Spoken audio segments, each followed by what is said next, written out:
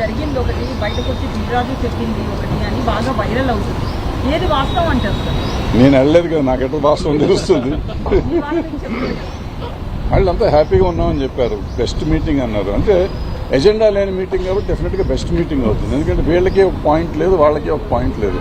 వాళ్ళు కొన్ని మంచి విషయాలు చెప్పారు, వీళ్ళు కొన్ని మంచి విషయాలు చెప్పారు. కాబట్టి అద్భుతమైన మీటింగ్ అది. ఎవ్వరికీ ఏ రకమైన బాధ లేకుండా జరిగింది, అద్భుతంగా జరిగింది. అయితే సీఎం గారు మాట్లాడుతూ 8 సార్లు మా దగ్గరికి వచ్చారు సినిమాల కోసం, మేము రేట్లు పెంచాము మేము గవర్నమెంట్ ఫామ్ అయిన తర్వాత, కానీ మీ నుంచి మాకు రిటర్న్ ఏం లేదు. కాదు, అది కాదు. ఏమన్నారంటే నా బోటి పని లేని వాళ్ళు కొంతమంది లంచం తీసుకుని టికెట్ రేట్లు పెంచారు అని చెప్పారు అని మీడియాలో ఎక్కడో చెప్పారు. చెప్తే ఆయన 8 జీవోలు వేసి ఈ 8 జీవోల్లో ఎవరిచ్చారో నాకు చూపించండి అని అడిగారు. నాకు తెలిసింది ఇది. సో ఎవరు ఇవ్వలేదు కాబట్టి అందరూ నోరు మూసి కూర్చున్నారు.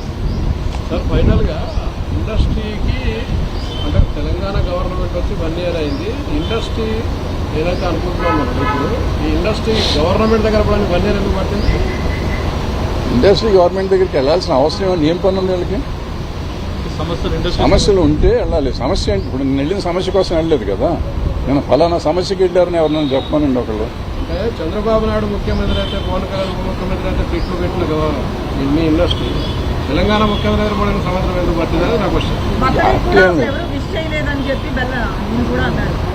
అమ్మ ఎప్పుడు ఎవరిని విష్ చేయమమ్మా. ఇప్పుడు ఊరికి అనవసరంగా వాళ్ళకి చేశారు, వీళ్ళకి చేశారు, వీళ్ళకి చేయలేదు, వాళ్ళకి చేయలేదని మనం అంటే ఇంతకుముందు ఎప్పుడు ఎన్టీ రామారావుకి చేశారా, నాగేశ్వరరావుకి చేశారా, సోమవారి గారు, కృష్ణ గారికి చేశారా, చిరంజీవి గారికి చేశారా, బాలకృష్ణ గారికి చేశారా? ఎవరికి చేశాము?